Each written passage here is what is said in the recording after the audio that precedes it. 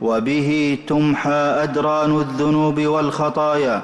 قال عليه الصلاة والسلام: الحج يهدم ما كان قبله، رواه مسلم.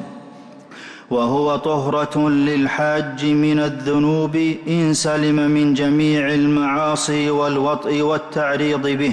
قال عليه الصلاة والسلام: من حج لله فلم يرفث ولم يفسق رجع كيوم ولدته أمه، متفق عليه.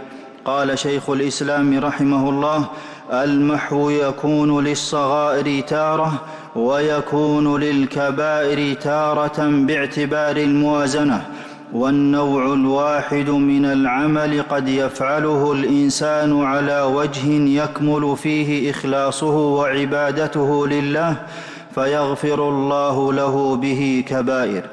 والحجاج هم وفد الله القادمون عليه لطلب كرامته.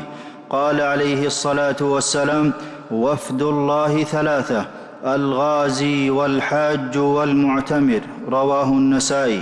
ويباهي الله ملائكته بهم يوم عرفة. قال عليه الصلاة والسلام: ما من يوم أكثر من أن يعتق الله فيه عبدا من النار من يوم عرفة، وإنه ليدنو ثم يباهي بهم الملائكة فيقول: ما أراد هؤلاء، رواه مسلم.